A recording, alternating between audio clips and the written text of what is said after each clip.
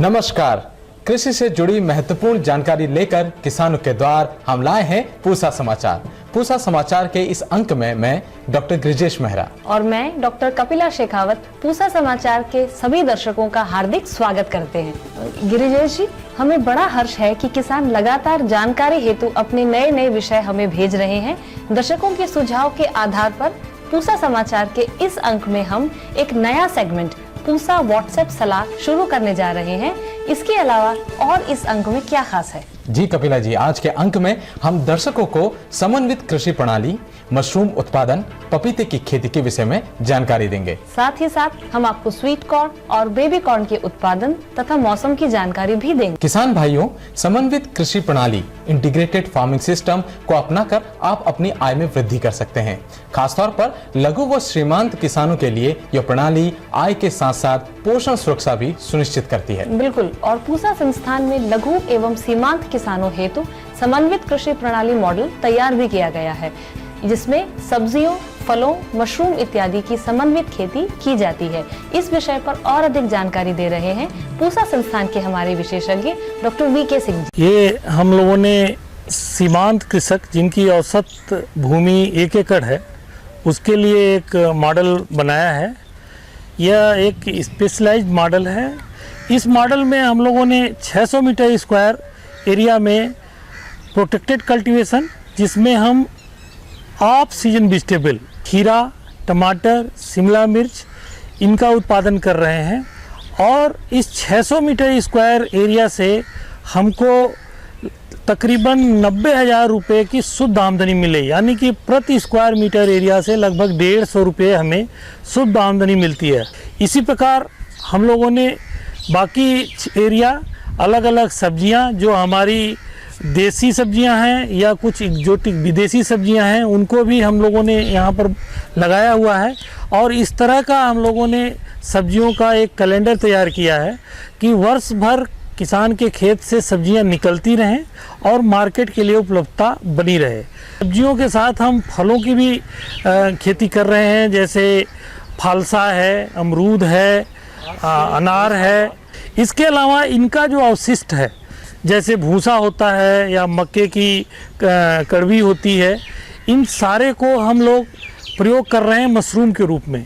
इसके लिए एक मशरूम की हम लोगों ने छोटी सी यूनिट बनाई है।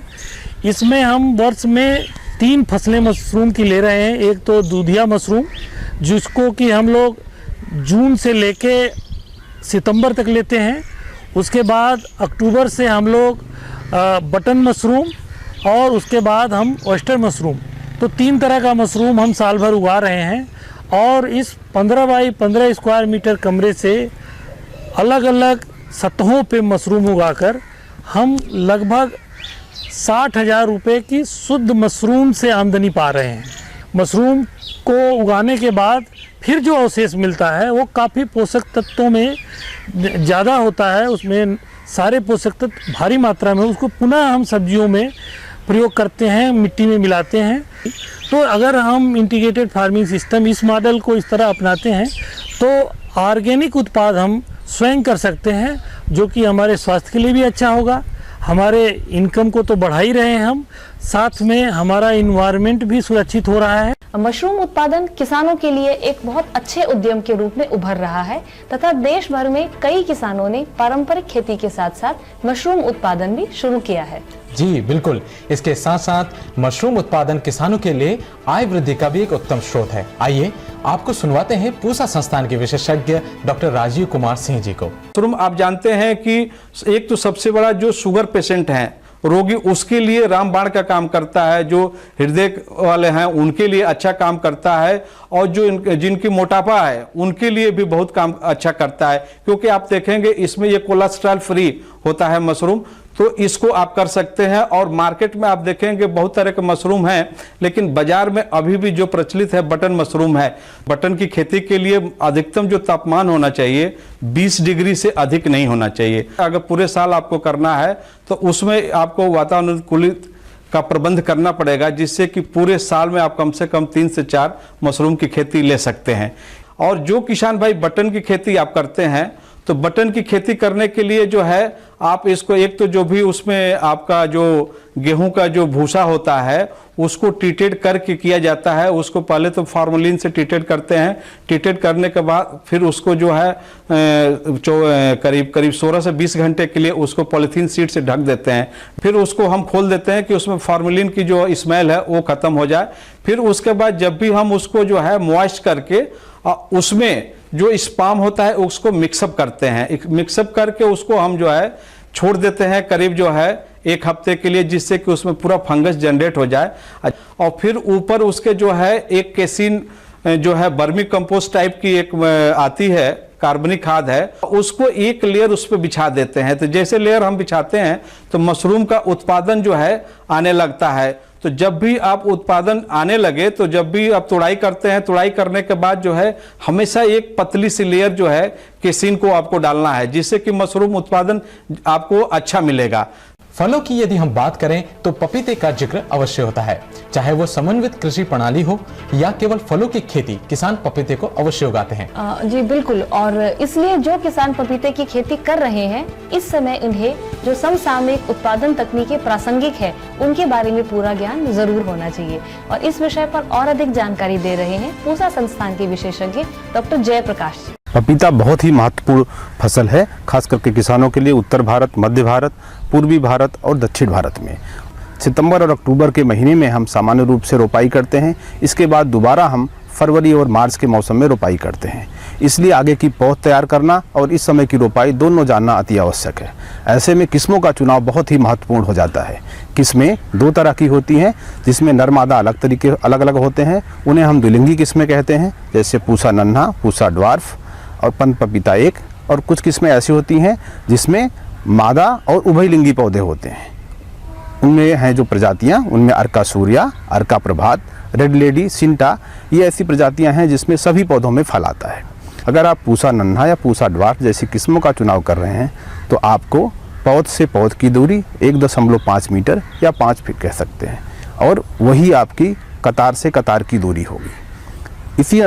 इसी क्रम में अगर आप उभयलिंगी किस्मों का चुनाव कर रहे हैं जिसमें अर्का प्रभात या रेड लेडी या सिंटा जैसी किस्में हैं, तो आप पौध से पौध की दूरी को 1.8 मीटर रखिए और कतार से कतार की दूरी को 1.8 मीटर, या अगर आपको कोई और शस्त्र क्रियाएँ बीच में करनी है तो आप 2.1 मीटर भी रख सकते हैं। इस तरह से करेंगे तो आपको 1 हेक्टेयर में करीब 3000 के आसपास पौधे प्राप्त होंगे। अब यहाँ पर रोपाई का समय मैंने आपको पहले ही बता दिया। अगला महत्वपूर्ण मुद्दा यह है कि आपको पौध कहाँ से मिलेगी और बीज कहाँ से मिलेगी। अगर आप नए किसान हैं तो कोशिश करें कि आप पौध को कहीं से प्राप्त करें, किसी निजी संस्थान या सरकारी संस्थान से। पूसा के 2 रिसर्च सेंटर जो हैं वो पूसा समस्तीपुर बिहार, वहाँ पर आपको पूसा ड्वार्फ का बीज मिल जाता है और पौध भी मिल जाती है।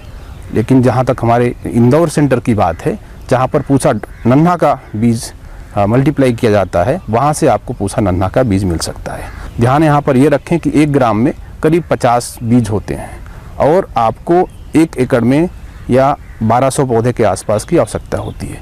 उसके अनुसार ही आप पौध को तैयार करें और 1 ग्राम से आपको करीब 30 पौध मिलती है। आने वाला मौसम सर्दियों का मौसम है और सर्दियाँ सबसे प्रतिकूल मौसम होती हैं पपीते के लिए। अक्सर पाले के चलते उत्तर भारत और मध्य भारत में बड़े क्षेत्रों में पपीते का नुकसान होता है। यहाँ पर हम किसानों को सलाह ये है कि जो भी अगर आपकी फल लगे हुए हैं और वो परिपक्व हो रहे हैं, 125, 130, 135 दिन के हो रहे हैं, तो हर हालत में उनकी नवंबर के आखिरी सप्ताह तक तुड़ाई कर लें और उनको बाज़ार में बेच दें। वो कमरे के तापक्रम पर पकने की अवस्था में आ जाते हैं। 15 दिसंबर से लेके 15 जनवरी का जो मौसम होता है उस समय काफ़ी पाले पड़ते हैं और पाले के वो अनुकूल मौसम होता है। उस मौसम में हम मौसम की भविष्यवाणी का ध्यान रखें और प्रति सप्ताह हल्की सिंचाई करते रहें और साथ ही साथ पोटेशियम नाइट्रेट 2 ग्राम पर लीटर के हिसाब से छिड़काव करें 10 से 12 दिन के अंतराल पे, और सल्फर 3 ग्राम प्रति लीटर के हिसाब से छिड़काव करें तो ठंड में कुछ हद तक पौधों को इससे राहत मिलेगी। किसान भाइयों, स्वीट कॉर्न और बेबी कॉर्न की खेती में अधिक आय की असीम संभावनाएं हैं, इसलिए सही उत्पादन तकनीकों का ज्ञान होना आवश्यक है। पूसा संस्थान के विशेषज्ञ डॉक्टर फिरोज हुसैन जी बता रहे हैं स्वीट कॉर्न एवं बेबी कॉर्न की खेती के बारे में। किसान भाइयों, आपको पता है कि अक्टूबर का जो महीना है ये स्वीट कॉर्न लगाने की बहुत ही सही समय है। तो पूसा संस्थान ने 2 स्वीट कॉर्न के हाइब्रिड डेवलप किए हैं। एक पूसा सुपर स्वीट कॉर्न 1 और दूसरा पूसा सुपर स्वीट कॉर्न 2। ये हम पंजाब, हरियाणा, उत्तर प्रदेश, दिल्ली क्षेत्र में लगाया जा सकता है। स्वीट कॉर्न लगाने के लिए जो ज़मीन की तैयारी किया जाता है, करीब 60 केजी नाइट्रोजन, 35 केजी फास्फोरस और करीब 25 केजी पोटाश की ज़रूरत है, जिसमें कि आधा मात्रा का नाइट्रोजन और पूरी मात्रा में फास्फोरस और पोटाश को मिट्टी में मिलाया जाता है। और सीड ट्रीटमेंट के लिए फोटन से डुओ करके केमिकल आता है, जो 6 ml प्रति केजी सीड पे उसको मिला जाना चाहिए। तो स्वीट कॉर्न जब आप लगाएंगे तो करीब 70 दिन के आसपास स्वीट कॉर्न तैयार हो जाता है। और स्वीट कॉर्न की जो हार्वेस्ट करना है या तोड़ना है, उस समय उसकी जो मिठास है करीब 18 से 22% ब्रिक्स के तौर पे उसको पाया जाता है। और प्रति एकड़ हमें स्वीट कॉर्न से करीब 35 से 40 हज़ार रुपये की लाभ मिल सकता है। किसान भाइयों, अक्टूबर महीने में आप लोग बेबी कॉर्न की भी खेती कर सकते हैं। और बेबी कॉर्न करने की जो खेती की विधि है वो लगभग स्वीट कॉर्न जैसा ही है, लेकिन जो बीज दर है करीब 12 केजी प्रति एकड़ होता है। और बेबी कॉर्न में 2 चीज़ का ध्यान रखा जाता है।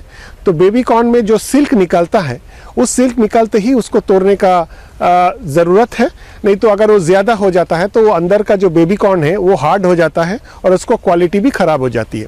दूसरी चीज़ है, बेबी कॉर्न में जो पुरुष फूल होती है, जो ऊपर फूल होती है, उसको हम टसल बोलते हैं, उस पुरुष फूल को तोड़ने का भी बहुत ज़रूरत है, क्योंकि वहाँ का जो पराग है वो अगर सिल्क के ऊपर गिर जाता है तो दाना बनने लगता है, जिससे कि बेबी कॉर्न की क्वालिटी ख़राब हो जाती है। बेबी कॉर्न की खेती से हमें प्रति एकड़ 35 से 40 हज़ार रुपये की लाभ हो सकता है। प्रिय दर्शकों, व्हाट्सएप नंबर के माध्यम से हमने जो कृषि परामर्श सेवा शुरू की थी, उसमें किसान भाई लगातार जानकारी हेतु अपनी समस्याएं, अपने विषय भेज रहे हैं, जिनका समाधान पूसा संस्थान के विशेषज्ञों द्वारा दिया जा रहा है। बिल्कुल, और उन्हीं प्रश्नों में से कुछ प्रासंगिक समस्याएं एवं उनके समाधान सभी किसानों के लाभ हेतु हम अपने इस खास सेगमेंट पूसा व्हाट्सएप सलाह में बताने जा रहे हैं। और किसान भाइयों ने सबसे पहले बैंगन में शीर्ष भेदक कीट, जिसे हम फ्रूट या शूट बोरर भी कहते हैं, उसके नियंत्रण के बारे में जानकारी मांगी है। तो किसान भाइयों, यदि कीटों का शुरुआती प्रकोप है तो फेरोमोन ट्रैप के द्वारा इसका नियंत्रण संभव है। प्रति एकड़ करीब 10 से 12 फेरोमोन ट्रैप हमको लगाने होंगे, जिसे करीब 30 से 35 दिन में बदलना होगा।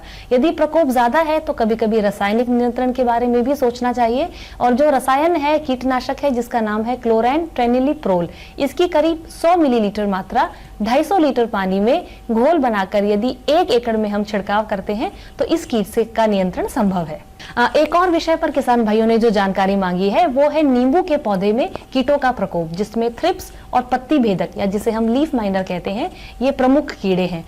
इमिडाक्लोप्रिड नामक कीटनाशक की 1 मिलीलीटर मात्रा प्रति 3 लीटर पानी में घोलकर 7 दिन के अंतराल पर यदि आप 2 से 3 छिड़काव कर देते हैं तो इन कीटों का नियंत्रण संभव है। किसानों ने आम के पेड़ों में कीट और फंगस के कारण काफी नुकसान की चिंता जताई है। इसके लिए किसान भाई सर्वप्रथम सभी सूखी एवं प्रभावित शाखाओं की छटनी कर दें। इसके बाद कॉपर ऑक्सीक्लोराइड की 2 ग्राम प्रति लीटर घोल बनाकर छिड़काव करें तथा इसके बाद 100 ग्राम कॉपर ऑक्सीक्लोराइड एवं 100 मिलीलीटर क्लोरपाइरिफॉस को 50 लीटर पानी में घोल बनाकर पेड़ के चारों तरफ रिंग मेथड से सिंचाई करें। साथ ही साथ सरसों में शुरुआती अवस्था में पेंटेड बग से हो रहे नुकसान के बारे में किसानों ने हमें अवगत कराया है। इसके लिए किसान भाई फॉलीडोल डस्ट 8 से 10 किलोग्राम प्रति एकड़ अथवा डाइमेथोएट 30 EC 250 मिलीलीटर 200 लीटर पानी में अथवा मेलाथियन 50 EC 300 मिलीलीटर 200 लीटर पानी में प्रति एकड़ में घोल बनाकर छिड़काव कर सकते हैं। पूसा समाचार में अब समय है मौसम खबर का।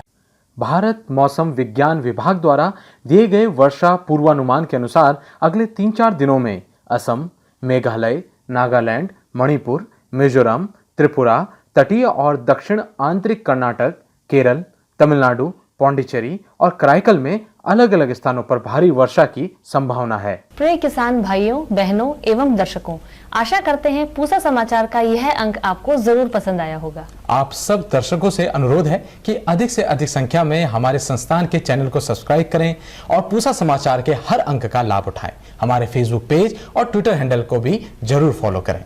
पूसा समाचार में नए विषयों पर नई जानकारी लेकर अगले शनिवार हम फिर हाजिर होंगे। तब तक दीजिए इजाजत। नमस्कार।